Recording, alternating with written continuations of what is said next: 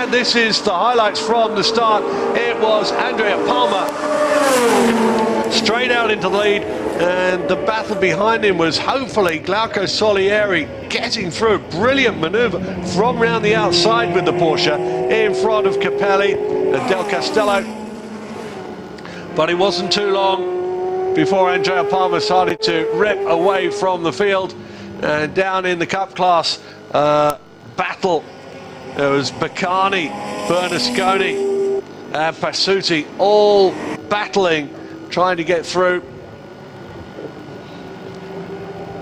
Number 72, Bernasconi on the outside being lapped and not being lapped, being taken. And then 57, Marco Galassi having a look. This was the big battle between Baccani and Bernasconi. Bernasconi trying for the inside. Number 72 versus number 54.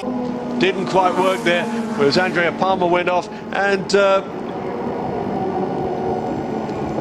I think that was Gabbiani making his own mistake and just running completely off of the track. Brambati pushing off one of the other cars, whereas Andrea Palmer just ran away from everything. A huge gap between the GTS2 class winner, 458 Ferrari, in front of everybody else by 11.6 seconds.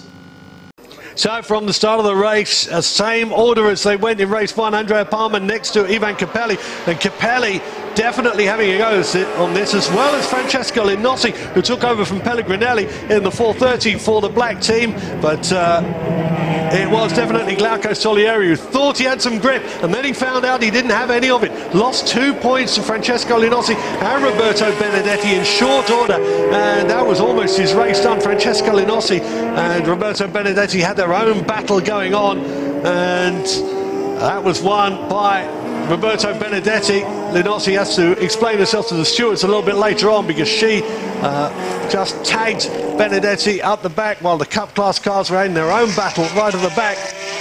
And there it was, a bootful, too much for Francesco Linossi. 3/4 of the way, a little bit more through the race, of it coming together for Ferdinando Serafino, and the lone Lamborghini was out of the race. Meanwhile, in the Cup class, it was Stephen Goldstein and Bagnasco in a battle. Number 55, unfortunately, out in the kitty litter, wasn't going to pay any more. And this is one of the almost saves of the day. Not quite for Marco Galassi, number 57. Andrea Palmer, though, unbothered at the front. Once he got past Ivan Capelli, controlled the race from the front, and took once again